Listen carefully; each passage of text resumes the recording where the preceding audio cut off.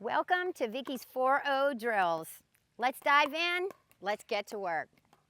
Today we're going to be talking about the transition zone and the baseline and moving in. We know everybody has their own pace and their own method of getting up there, but after reading a great article and getting some insight from this one particular coach, we've got a new exercise that we're going to try out today.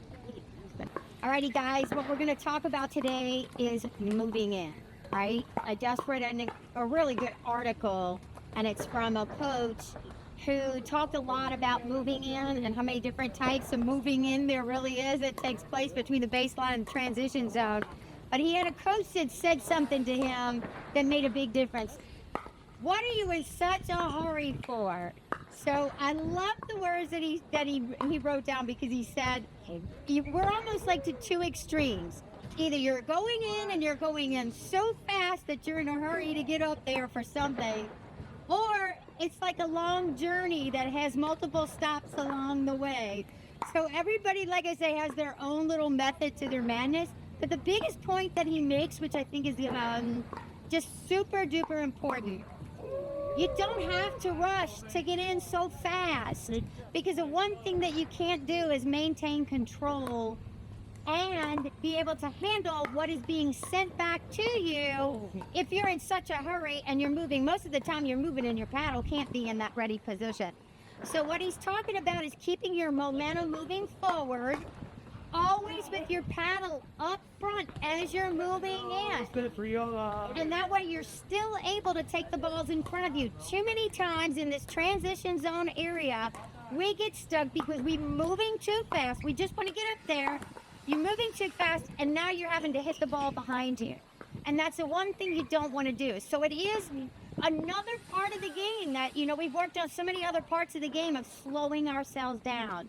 And this is one area where you want to maintain control, you want to slow yourself down.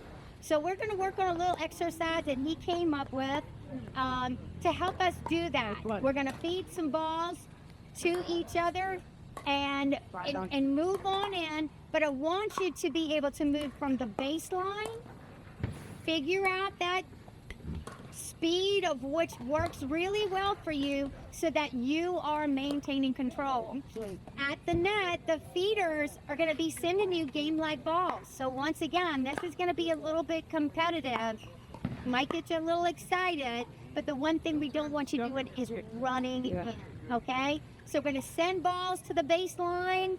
You're going to move in. If you get the opportunity, I think a lot of you guys saw when we had a demonstration before, how quickly, depending on how you send the ball back, you can get in.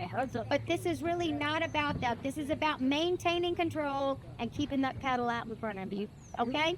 And he also talks a lot about what you send back, too. If the ball is down at your feet, your safest bet always is just to dink it back into the no-ball zone, okay? If you got an opportunity to send something a little bit harder, that's fine. But if you're swinging here and your paddle's back here and you're sending a drive, you just make sure you're not running up with that paddle way out here, right? Paddle's got to go right back here, and you got to be very ready because it's going to come back faster, right? Alrighty, so let's get two feeders and two at the baseline on both courts. And we're going to feed each other some competitive balls and let each other work their way in. We've done this a lot from the transition zone itself, but today we're going to be working from the baseline. Alrighty, gang. I'm kind of like, good job, Rhonda. Way to move in nice and steady when you paddle out front. You just set yourself up for a good win. So that was too bad because Too fast. It'll be okay. You got the it. Good. Nice way to stop these birds. Importance in the ball. oh, split step. Yeah, well, again, part of it is being... I don't know that either. Yes, get back.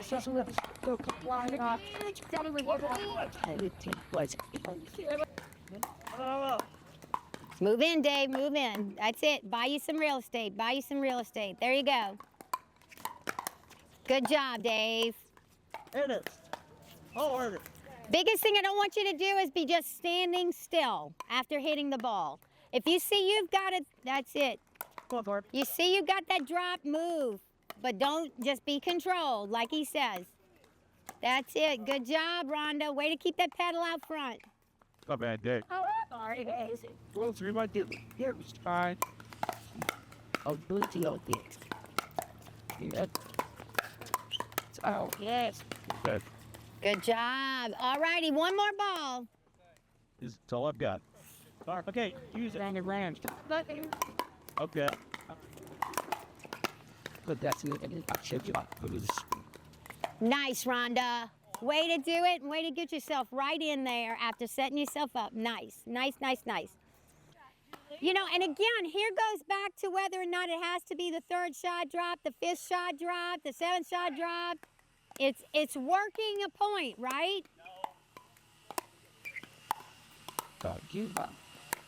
Oh. Getting back. Look at you too. Nice. Thanks for hanging out with us today. And remember, drill as much or more than you play, and you will take your game to the next level.